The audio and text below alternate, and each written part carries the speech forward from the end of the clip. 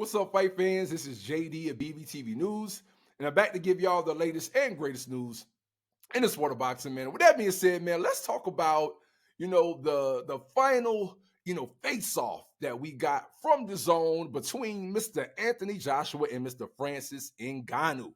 So they sat down, of course, in preparation to the lead up of their March 8th bout that is fastly approaching, in a couple weeks. And it was interesting, the back and forth that we saw between both of them. I mean, there was a little bit of animosity. It wasn't the most fierce back and forth that we've seen in a face-off. But, one interesting thing that I will say, was said by, two different things that were said by both fighters. I'll highlight each of them. Like, the first interesting thing that was admitted to by Anthony Joshua is he admitted that he felt that the Francis Ngannou Tyson Fury fight was a gimmick, right? Yeah, he felt that when he first saw that Fury and Ngannou were going to face off against each other, he kind of thought it was a gimmick fight. At the end of the day, Francis Ngannou never fought in a boxing ring. Francis Ngannou had a record of 0-0. In that he really didn't deserve to be getting into the ring with a Tyson, the Gypsy King Fury, who has been a heavyweight champ, and been in the sport for years. But AJ admitted when he saw what happened in the Tyson Fury bout with him knocking him down and arguably beating Tyson Fury, suddenly what Joshua felt was a gimmick, suddenly he felt like, hey, Ngannou is a viable opponent now. And when you couple that with the fact that Wilder didn't necessarily want to get in the ring right now with Joshua, Joshua said that, hey, man, I'll go ahead and get into the ring with Francis Ngannou. So he switched his mind up on, kind of initially thinking that Ngannou was a gimmick, but now he is taking him serious as a real legitimate fighter. Now, on the Francis Ngannou side, he said that it was all strategic on his side because he knew that Anthony Joshua was in talks to try to line up a fight with Deontay Wilder. And so once Deontay Wilder took that loss, and you knew that, the negotiations may be a little dicey with him coming off that loss that he had over in Riyadh, Francis Ngannou said, hey, I would love to slide in and have a massive fight against Anthony Joshua. I just arguably beat Tyson Fury.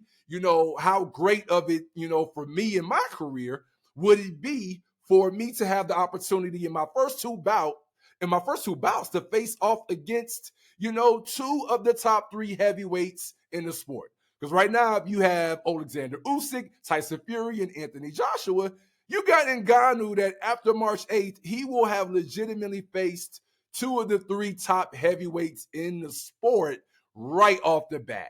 So for Ngannou, he looked at it as a perfect opportunity to slide in. So what, Joshua thought was a gimmick, is now a reality. And what Ngannou thought was not going to potentially happen or not going to fall in his lap ended up falling in his lap once that Wilder loss happened and things got dicey. So nonetheless, man, both of these gentlemen are going to get into the ring on March 8th. Anthony Joshua stated that he's not going to go for the knockout, that he's going to be patient. Ngannou said the same thing. They both say that they're going to be patient, stick to their game plan that they're going through in training camp. And if the knockout comes, the knockout comes. They both said that they love the knockout, but neither man has said that they're going to go into the ring pressing for a knockout, because they said for both of their careers, when they have done that, it has usually ended up spelling disaster when they've gone into a fight trying to press and look for a knockout. But overall, man, I expect it to be an amazing fight on March 8th. We will see what's next in the lead up for that bout coming at us in a couple of weeks over in Riyadh, Saudi Arabia. We got Anthony Joshua facing off against the UFC superstar Francis Ngannou. Not to mention, a lot of you all remember how at the end of the career in the MMA for Francis Ngannou, he was in negotiations with Dana White and trying to maximize his dollar. But when he saw that Dana White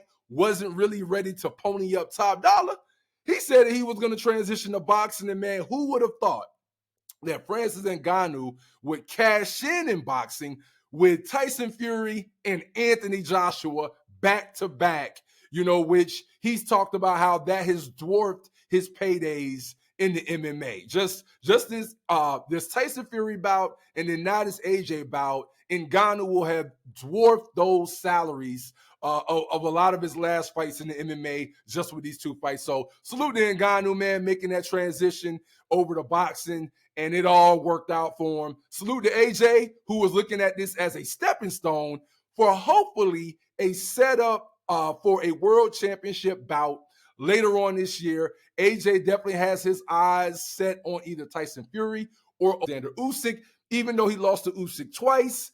Joshua is ready to try to avenge those losses if he does come out victorious over Tyson Fury. But if Fury were to win, we know that sets up a massive UK showdown between Fury and Joshua later this year. But nonetheless, we got to wait and let the fights play out. Let's see how it all goes down with Anthony Joshua versus Ngannou and how it goes down in May with Fury versus Usyk. But nonetheless, man, let me know what you think in the comments about Joshua versus Ngannou.